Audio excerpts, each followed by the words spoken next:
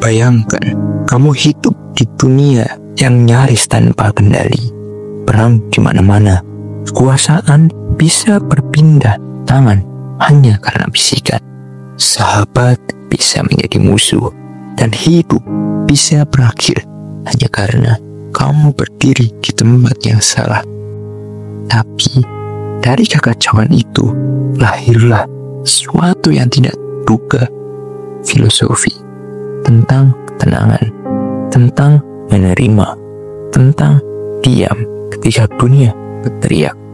Itulah stoikisme, dan hari ini kita akan menyelami kenapa ajaran ini paling kalem justru muncul dari zaman paling brutal yang pernah ada.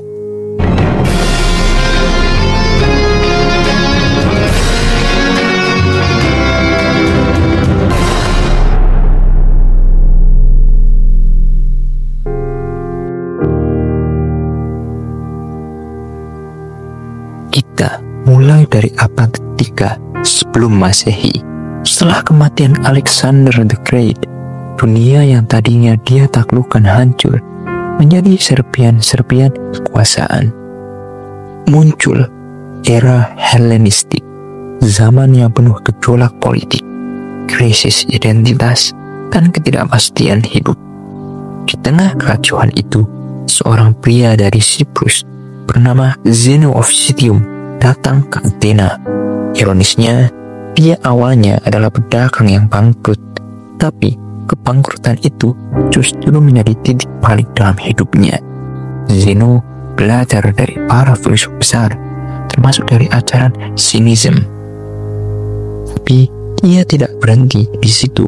Di Stoa Oikile, sebuah serambi berpilar di pusat kota Athena, dia mulai mengajar filsafatnya sendiri. Dari situlah nama stoikisme berasal. Stoa, yang artinya serambi yang tenang, setengah otak yang bising. Bagi para stoik, itu tidak dikendalikan oleh manusia, tapi oleh logos, sebuah rasio universal.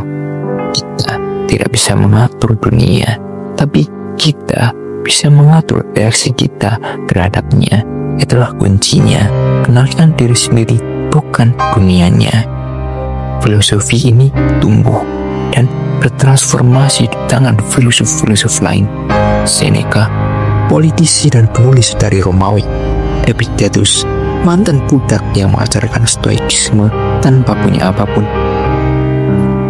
Dan tentu Marcus Aurelius, kaisar Romawi yang menulis Meditations, jurnal pribadi tentang ketenangan di tengah tekanan memimpin kekaisaran terbesar di dunia.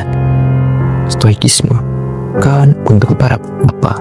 Justru untuk mereka yang ada di pusat dunia, politisi, jenderal, bahkan budak. Karena di dunia yang tak bisa kamu kontrol, satu-satunya kekuatanmu adalah dirimu sendiri. Karena di dunia kita sekarang tidak kalah gila, kita dibanjiri informasi, bencian, ekspektasi sosial, dan perasaan gagal yang dibentuk oleh algoritma.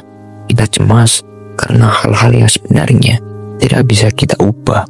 Stoikisme menawarkan pelarian, tapi bukan pelarian dengan kabur, melainkan menerima bahwa dunia akan kacau, tapi kamu bisa memilih untuk tidak ikut menjadi kacau. Itulah sebabnya ajaran ini bangkit lagi di era modern. Dan tokoh-tokoh seperti Ryan Holiday sampai dengan tokoh-tokoh terkenal yang lain banyak yang kembali ke stoikisme untuk mencari ketenangan. Filosofi ini tidak mengajarkan untuk menjadi dingin, tapi untuk mengendalikan emosi. Karena dalam dunia yang liar dan tidak adil, ketenangan adalah bentuk perlawanan paling sunyi dan paling kuat. Dan sekian dari saya, terima kasih.